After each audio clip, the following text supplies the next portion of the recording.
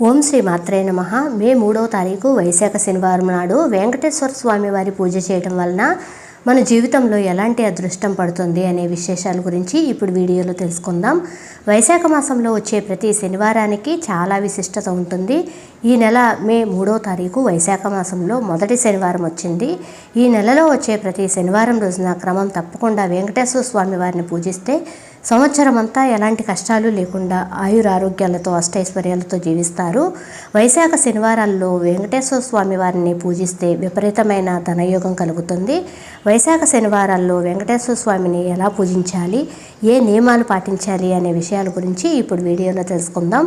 ముందుగా ఈ వీడియోకి ఒక లైక్ కొట్టి మన ఛానల్ని సబ్స్క్రైబ్ చేసుకోండి. ఈ నెల మే 3వ తారీఖు వైశాఖ మొదటి శనివారం వచ్చింది. ఈ శనివారం రోజున తప్పనిసరిగా వెంకటేశ్వర స్వామి వారిని పూజించండి. జన్మ జన్మల అదృష్టాన్ని పొందవచ్చు. వైశాఖ శనివారంలో ఇంట్లో పూజ చేసేవారు తెల్లవారుజామున నిద్రలేచి చక్కగా తలస్నానం చేసి ఇల్లంతా శుభ్రం చేసుకుని ఇంట్లో వెంకటేశ్వర స్వామిని పూజించాలి.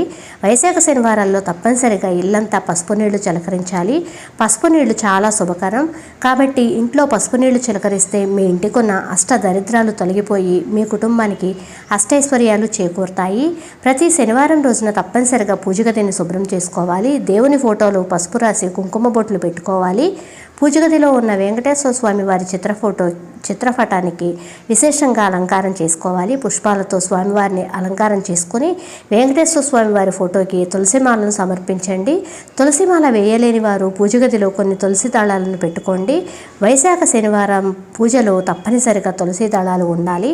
వెంకటేశ్వర స్వామి వారి పూజలో తులసి ఆకులు లేకపోతే ఆ పూజ అసంపూర్ణమైనదిగా వేద పండితులు చెబుతున్నారు.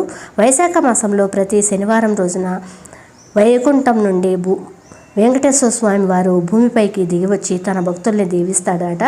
ఈ వైశాఖ శనివారాల్లో తప్పనిసరిగా పిండి ప్రమిదల్లో దీపారాధన చేయాలి. అత్యంత శక్తివంతమైన దీపాలలో పిండి దీపం ఒకటి.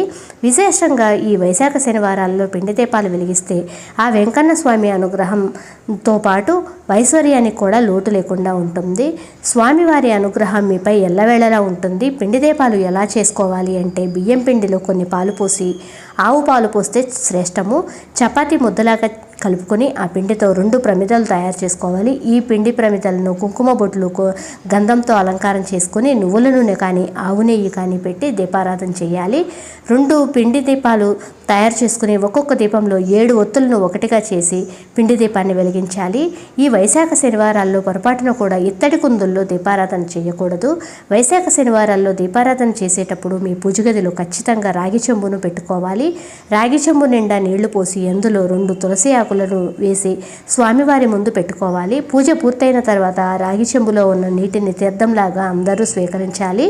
ఇక స్వామివారికి పూజలో నైవేద్యంగా మామిడి పండ్లను నివేదిస్తే చాలా మంచిది.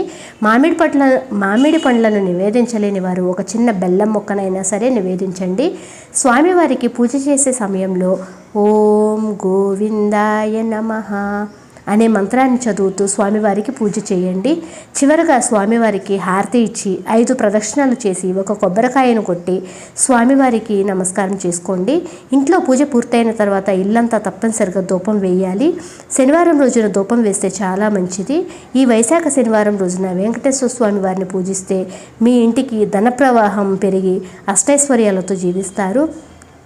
ఈ వైశాఖ శనివారాల్లో ఏది చేసినా చేయకపోయినా రావి చెట్టును మాత్రం తప్పనిసరిగా పూజించండి. వైశాఖ శనివారం రోజున రావి చెట్టుకు నీళ్లు పోసి రావి చెట్టుకు ప్రదక్షిణాలు చేస్తే జాతక దోషాలన్నీ తొలగిపోతాయి. అలాగే కోరిన కోరికలన్నీ తక్షణమే నెరవేరుతాయి. విశేషంగా ఈ శనివారం రోజున రావి చెట్టు నీడలో నిలబడితే చాలు తెలిసి తెలియక చేసిన పాపాలన్నీ తొలగిపోతాయి. అలాగే రావి చెట్టు కింద నెయ్యి దీపం వెలిగిస్తే అప్పుల సమస్యలన్నీ తీరిపోతాయి. ఈ శనివారం తులసి మొక్కను పూజిస్తే ఇక మీ తలరాత మారిపోయినట్లే. వైశాఖ శనివారాల్లో తులసిని పూజించిన వారికి ₹1,00,00,000 అప్పు ఉన్నా సరే వెంటనే తీరిపోతుంది. తులసి కోటలో ఒక చిన్న దీపం వెలిగించి తులసి మాతకు నమస్కారం చేసుకుంటే అద్భుతమైన ప్రయోజనాలు కలుగుతాయి. స్వస్తి గుర్తులో దేవతలను నివసిస్తారు కాబట్టి ఈ శనివారం రోజున తప్పనిసరిగా మీ పూజ గదిలో ఒక స్వస్తి గుర్తును వేసుకోండి. మీ ఇంట్లోకి దైవశక్తులు ప్రవేశిస్తాయి. ఇక మీ ఇంటికి మంచి రోజులు ప్రారంభమవుతాయి. అలాగే సంతానం కోసం ఎదురు చూసేవారు రావి చెట్టు చెట్టుకు ముడుపు కట్టండి. పిల్లలు లేని వారికి మంచి సంతానం కలుగుతుంది. ఈ వైశాఖ శనివారాల్లో చాలా నిష్టగా ఉండాలి. ఎందుకంటే వైశాఖ మాసంలో వచ్చే ప్రతి శనివారం రోజున భూమిపైన విష్ణుమూర్తి సంచరిస్తూ ఉంటాడు. కాబట్టి శనివారం రోజున ఎట్టి పరిస్థితుల్లోనూ మాంసాహారాన్ని తినకూడదు. ఈ శనివారం రోజున ఉపవాసం ఉంటే చాలా మంచిది. శనివారం ఇంట్లో పూజ చేసి ఉపవాసం ఉంటే వెంకన్న స్వామి అనుగ్రహం సంపూర్ణంగా ఉంటుంది. ఈ వైశాఖ మాసంలో ఏదైనా ఒక శనివారం రోజున గోమాతకు ఆహారాన్ని తినిపించండి.